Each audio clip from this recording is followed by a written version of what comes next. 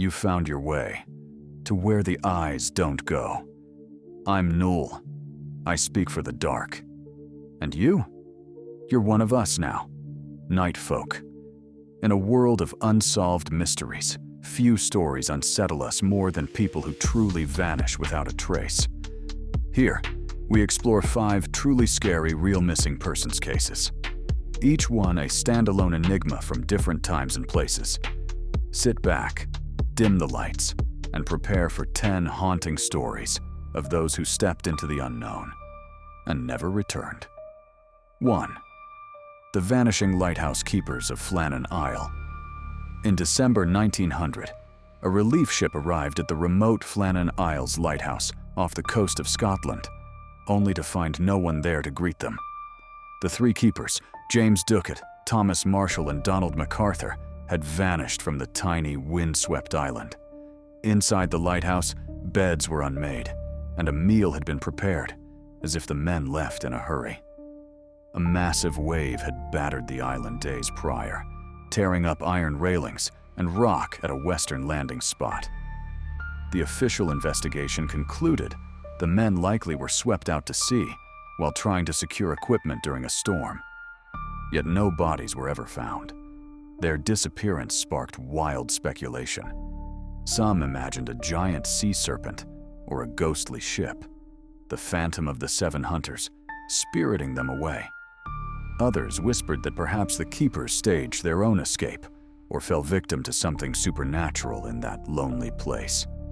Over 120 years later, the lighthouse stands automated and silent, its light still shining over the empty sea. But the fate of the 3 keepers remains an unnerving mystery, as if the ocean itself simply swallowed them whole, leaving behind only an echo of their last moments in the crashing waves. From a storm-tossed isle to a quiet English town, mysterious vanishings spare no corner of the world. 2. The unexplained disappearance of Owen Parfitt. On a warm afternoon in 1768, an elderly man named Owen Parfitt sat outside his cottage in the town of Shepton Mallet, England. Partially paralyzed, Owen needed help to move and would often sit outdoors enjoying the sun while his sister tended to chores. According to local accounts, his sister briefly went inside, and when she returned, Owen's chair was empty.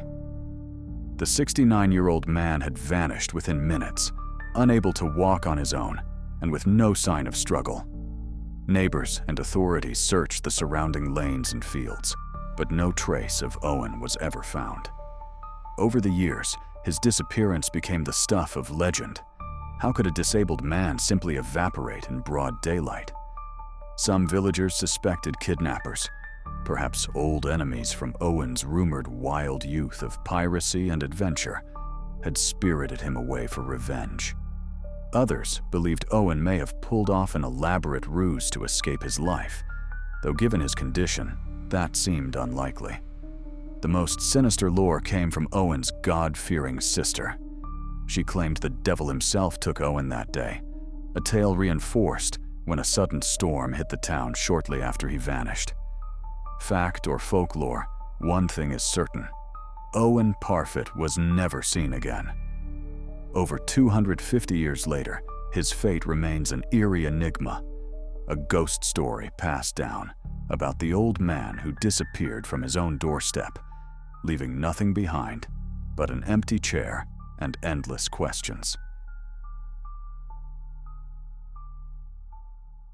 Not only does the distant past hold such mysteries, but even in the mid-20th century, people could vanish in the most baffling ways. 3. The man who stepped off a bus into thin air, James E. Tedford. December 1st, 1949. A Greyhound bus pulled into Bennington, Vermont, completing its route from the town of St. Albans. Among the passengers should have been James E. Tedford, a 68-year-old war veteran. Tedford had indeed boarded the bus in St. Albans and was seen by fellow travelers snoozing in his seat as the bus neared its final stops. But when it arrived in Bennington, James Tedford was gone. His luggage, coat, and even a bus timetable was reportedly still on board, left behind on his seat. But there was no sign of Tedford himself. Passengers and the driver had no memory of the quiet older man ever getting off. It was as if he had vanished mid-journey. This perplexing incident became one of the most famous of the so-called Bennington Triangle disappearances in Vermont, a cluster of strange vanishings in the late 1940s. Investigators were flummoxed. Tedford's wife had died, or, according to some accounts, disappeared herself years earlier, and he had been visiting family, only to join the ranks of the missing on his way home. Did James wander off the bus unnoticed during a rest stop? Could he have been met with foul play in that brief moment, or somehow fallen from the moving bus? No evidence of any accident or crime was ever found. Locals began to whisper that something unearthly was at work in the Bennington woods and mountains. To this day, James Tedford's case remains unsolved. A man who stepped onto a bus filled with people and into the pages of mystery, leaving us to wonder if some journeys lead to destinations unknown.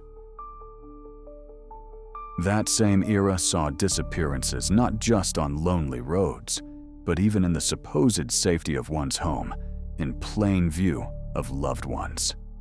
4. Taken in the night, the abduction of Dorothy Forstein. Philadelphia, 1949. Dorothy Forstein was a 40-year-old housewife and mother of 2 who had already survived a terrifying attempt on her life. 4 years prior, an unknown assailant had broken into her home and brutally beaten her, though she lived through it. Ever since, Dorothy was anxious and vigilant. On the night of October 18, 1949, her husband, a city magistrate, was out for the evening. Dorothy put her children, 9-year-old Marcy and toddler Edward, to bed and spoke with her husband by phone around 9 p.m., sounding relaxed. Sometime later, little Marcy awoke to a nightmare made real.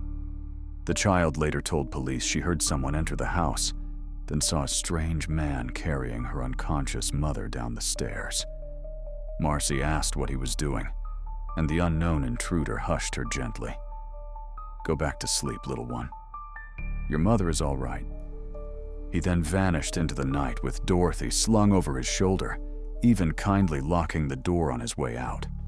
When Mr. Forstein returned home, he found the children frightened and Dorothy gone without a trace.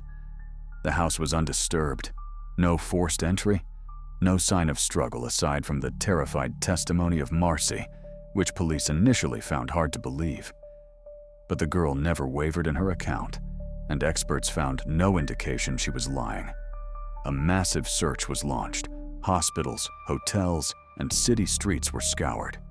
Yet Dorothy Forstein was never seen again. Over the years, theories have swirled. Some suspect a vendetta against her husband, perhaps from someone he dealt with in court, led a vengeful attacker to abduct Dorothy. Others point out the chilling coincidence of the earlier attack and wonder if that assailant returned to finish the job. But nothing concrete ever emerged. The image of a mother stolen from her own home, her last act to tuck her children in safe, lingers like a ghost.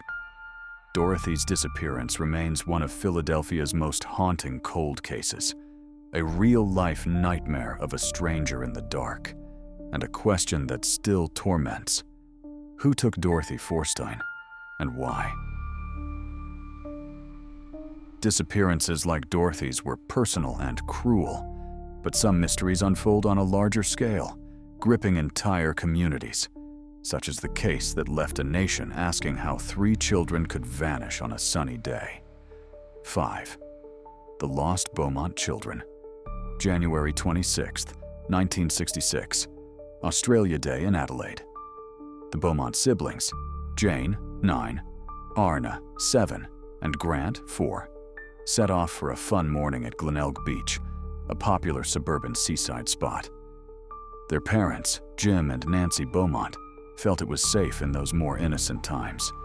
The kids took a short bus ride and were expected back for lunch.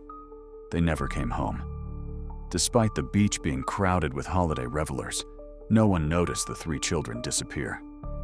Witnesses did later recall seeing the Beaumont kids laughing and playing with an unknown man on the beach that day, and Jane was reportedly spotted buying pastries with a 1-pound note, an odd detail since their mother had only given them coins.